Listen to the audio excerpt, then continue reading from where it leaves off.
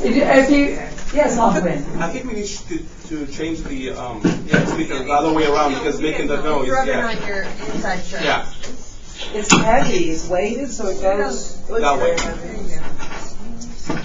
I'll put it on this side. Yes. Better? That's better. Can you hear me though? Thank you. We're a little higher. Can you hear me now? That's perfect. Can you hear me? No, it doesn't sound like it's on. We can hear you. Can you hear me? Okay, whatever. I'm hoping it's on. Is the light green? Yeah, the light's green. Can you hit it on it? Mic check. I am so technologically unproficient. That's all I can do is beeping. Okay, Lupus. This is the last slide that I saw on the video thing, so I think this is where I left off, somewhere around here. Just to, oh, well, so what? Use your imagination. That's my learning activity today. Mental imagery.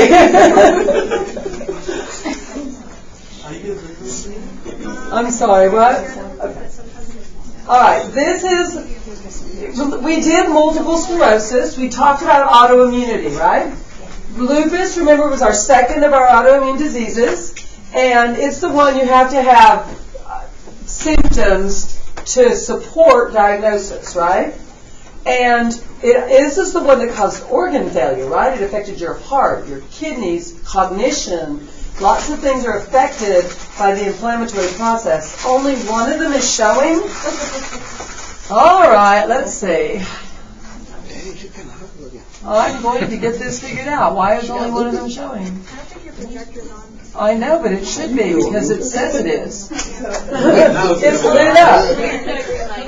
Okay. I just needed to push. Sometimes you have to kind of reset it from what it was set on and set it to something else. It's coming. It takes a minute to warm up. Technology is clearly my forte. All right, we're gonna. It's coming.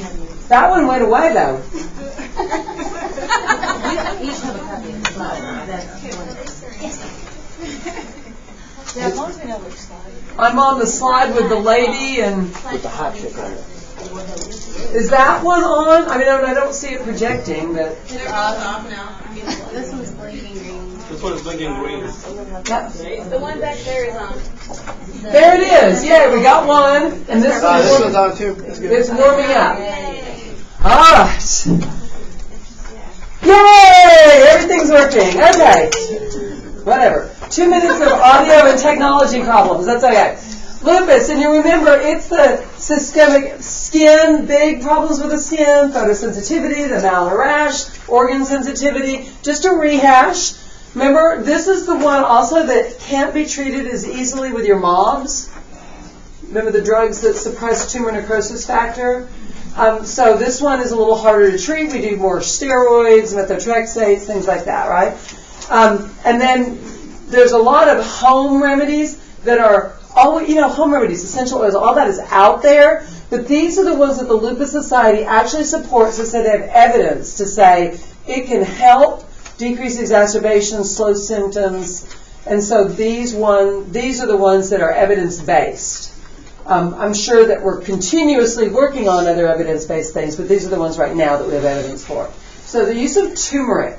Turmeric's a spice used all over the world, but it is highly anti-inflammatory.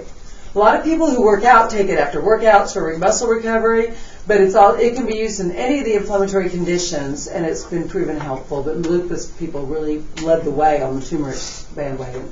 Omega-3 fatty acids, available through food products, right? Specifically like salmon, fish, certain nuts, almonds, walnuts, things like that. Apple cider vinegar, and lupus patients say just take a tablespoon of it at night, and that helps with inflammation. Vitamin D, almost all autoimmune diseases, we talked about it with MS too, have vitamin D deficiency as an underlying problem. So taking vitamin D supplementation is extremely important. Probiotics to keep your gut health, because again, evidence that autoimmune diseases are often linked to an imbalanced gut. And then exercise helps everybody all the time, but it is really good for lupus patients to keep them moving. Just remember, they have a lot of joint problems, arthritis symptoms in their joints. Huh? No. Okay. All right. So our concepts that are overlapping, obviously, these are pretty self-explanatory, and it's just going to be based on how your patient is. If your patient is having, oh my gosh, my butterfly mask and my skin rash makes me look horrible, and I feel bad all the time, and I have horrible self-concept, then you can pick self-concept problems. If they're like, oh, I'm constipated all day long, then you can pick elimination problems. If their glomerulonephritis is acting up, elimination. So our deal is working with that patient individually to see what their clinical manifestations are, and then teaching to help them work with those problems. Because are those problems going to go away? They may get better and worse with exacerbations and remissions, but every time they flare, they're certainly going to have it, and it's progressive. So as they flare, it may continuously worsen with each progressive time. So our teaching is based on what they're experiencing and how to help them cope and function at that moment and with their new reality. Identify what triggers them. Everybody has different triggers. So if they can say, oh, every time I get sleep deprived, I have a trigger, then for them, getting sleep is going to be a huge deal, right? You're going to really work hard on making sure that's met. All those, the rest of them kind of make sense. They have to know about their disease process and what's the disease is about and how to deal with it, when to see the doctor, what meds they're on, what the side effects are. Access to community resources. Each of these autoimmune diseases has a foundation that provides a lot of support. They also have medication assistance. I talked a lot about MOBs and FOBs. Most of you may not realize that if you want one dose of one of the TNF drugs, it probably is going to cost you $8,000 to $10,000. And so insurance does cover a lot of them, but they also have, but a lot of insurances don't do full pay, right? You have to do partial pay. Most of these societies have financial support things through pharmaceutical companies and through through whatever their means are that can help pay the difference on a lot of those drugs to help patients stay compliant with their medications because they're so expensive. Steroids are cheap, but the anti-immunity drugs are really expensive. All right. So remember we had a patient we were working with. I think she had come to the doctor once in our previous case. And here she is now, 18 months after she was diagnosed. She sought out a physician because she has puffy hands and feet and increasing fatigue. She reports that she's been working longer hours because of the absence of two of her fellow workers. People are either off or not coming in, whatever. And so she's working long hours. Her Chem 8 with extra spaces reveals that her BUN and creatinine are slightly elevated. Now, what do BUN and creatinine measure? Blood urea nitrogen, a protein metabolite, and creatinine is if you remember, it's the only substance cleared at the glomerulus that is not acted on again through the kidney filtration system, right? So it's a direct measurement of kidney function. BUN is not as direct because liver, fluid balance, and kidney function can all affect BUN, right? So that's important to know because that can help you diagnostically, especially as you move into fourth semester where you do more with the liver. But she has elevated kidney labs, and her UA, urinalysis, shows 2+ protein. What's our protein supposed to be in our urine? 0 is a really good number that we really like, right? Proteins are large metabolic chain. It should not make it through the glomerulus, but if it does, it can be a sign you got a leaky basement membrane in there, letting too much stuff through. And then, what's the relationship of these new findings to her systemic lupus? What do you think is going on here? Inflammation. She has what? An exacerbation. An exacerbation. And what is the major organ affected? Kidneys. And so we're looking at nephritis. Have you heard glomerulonephritis or lupus nephritis? She did that in level 2 probably. So the puffy hands, that goes with that, right? The elevated urine and kidney enzymes goes with that. The protein spilling goes with that. So now that we have this as a potential problem, what do you think is going to change in her long-term care plan? More sleep. More sleep is going to be important. Having her talk to her employer about balance at work. Less overtime if possible. Medication that will reduce inflammation. She's probably going to get, we're going to consider her flared, and she's going to get some kind of medication, probably steroids to reduce the symptoms. But steroids cause fluid retention, and she's got an organ problem. that will give her fluid retention, right? So we have to do something with her kidneys. And so she might end up on a diuretic. She might end up on a angiotensin inhibitor, ACE drug. One of those. Angiotensin converting enzymes, right? Remember angiotensin, renin in the kidneys becomes angiotensin 1, angiotensin 1 becomes 2, 2 becomes 3, makes your blood pressure go up, but angiotensin, ACE inhibitors and angiotensin blockers are both kidney protective. They both help patients that have kidney problems. So a lot of kidney patients are on the Prills. Not unusual at all. Suffixes, Prills, right? Okay. I love suffixes. It's the only way I can ever learn drugs. So she's likely to go on something like that. Is nephritis long-term or short-term? Usually it's short-term, and you can heal. It's acute, right? Short-term. It's acute, and quite often you can heal. With nephritis, because you have chronic organ damage that can be occurring, sometimes nephritis can turn into kidney failure in these patients. And she's not there yet, but if she was, what do you think she would have to do with kidney failure? Some kind of dialysis or a way to transplant. Is she a good transplant candidate because of her lupus? She's a horrible transplant candidate because of her lupus. So dialysis, if this doesn't resolve, if this flare does not get better, could become a real problem for her. So do you think she's going to have fluid limitation in her future? I mean, in the imminent right way, right? So she's seen in the immunologically clinic twice a month for the next 3 months because she flared and we're watching her closely. Her condition doesn't worsen, but her BUN and creatinine stay up. She's at work, and one afternoon she gets really dizzy and has a headache. And she calls her supervisor, and supervisor says, okay, lay down. You're not doing good. Lay down. Take it easy. She starts to become disoriented. Her doctor calls 911. Disoriented means she doesn't know where she is or what's going on, or she can't remember the day or who people are, right? And so they call 911. She's taken to the hospital. She has lupus cerebritis, inflammation of the brain. Headache is often one of the first symptoms, but it can cause seizures, encephalopathy, decreased level of consciousness. The inflammatory process can end up in the brain, causing increased intracranial pressures, which can be very dangerous. We're doing more on that later. Not today, later this semester. So what do you think what preventative measures do you need to do to protect her here? She's disoriented, inflammation in her brain, fall precautions, seizure precautions, quiet environment, let her rest uninterrupted rest as much as possible, right? And then, of course, timely administration of her medication. But additional problems, we just talked about that. I rolled over into seizures and the other stuff. Okay, her doctor orders methylprednisolone and plasmapheresis. Methylprednisolone is what kind of drug? Corticosteroid.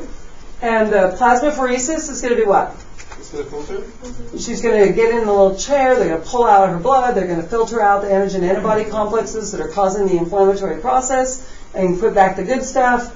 All right. Complications with immune suppression therapy. Do we have to watch her for now? She's infection. Infection. Steroids suppress your ability to fight infection.